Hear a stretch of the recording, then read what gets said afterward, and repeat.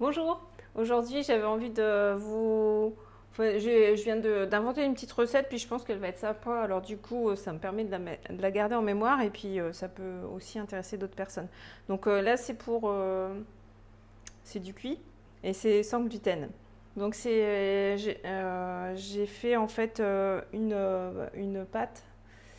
Alors la pâte c'est un tiers sarrasin, pois chiches, sarrasin, pois chiche et riz. Voilà. Le riz, souvent, ça donne en fait une base assez légère. Le pois chiche, ça va donner du goût. Voilà, c'était plutôt pour une version salée, puis comme il m'en restait trop, donc alors pour la version salée, pour faire une tarte complète, j'ai mis 300 grammes, donc 100 grammes de chaque, hein, à vue d'œil à peu près. Et il doit y avoir à peu près 80, j'avais pesé quand même, donc il y a 80 grammes, enfin millilitres d'huile d'olive.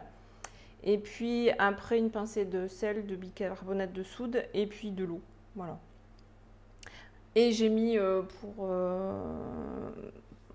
peu de choses pour des épices dans la pâte. Et ensuite, ce qui me restait, en fait, j'ai mis ici en fait pour faire deux tartelettes. Donc voilà, c'est des tartelettes aux poires. Et puis ce qui est super bon, en fait, c'est vrai que maintenant, quand ça m'arrive de faire du cuit, je m'inspire de mes recettes crues.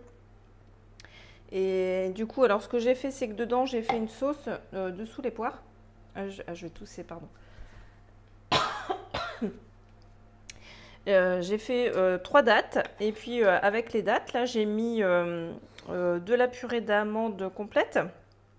J'ai dû mettre une grosse cuillère à soupe. J'ai un chat dans la gorge. Et puis après, j'ai mis des épices sympas. Donc, il y a un mélange d'épices. Donc, il y a de la cardamome, de la cannelle, du gingembre en poudre et puis de la vanille. Donc, des choses bonnes. Donc, il y a genre une cuillère à café de mélange d'épices. Une grosse cuillère à soupe de purée d'amande, 3 dattes et puis de l'eau. Et après, en fait, il faut juste avoir une texture. Je rajoute l'eau jusqu'à avoir une texture comme ça, crémeuse. Et après, je goûte.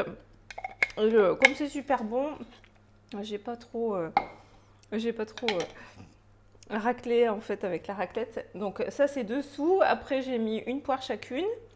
Et voilà, ça fait une petite tartelette qui sera bonne quoi. Qui est pas crue pour le coup, mais qui sera bonne quand même. Voilà. Donc pour ceux qui sont en transition alimentaire et qui mangent encore un peu de cuit, voilà, ça c'est une recette sans gluten. C'est super facile de faire des pâtes sans gluten. Il n'y a pas besoin d'acheter au magasin. En fait, on fait ça dans le Magimix, dans un robot ménager Lama S. On met ses farines, l'huile d'olive, puis après on pulse jusque temps que en fait, ça fasse une boule en rajoutant un peu d'eau au fur et à mesure. Et voilà, après c'est tout simple, c'est fait. Voilà, bah, je vous souhaite des bonnes recettes chez vous aussi.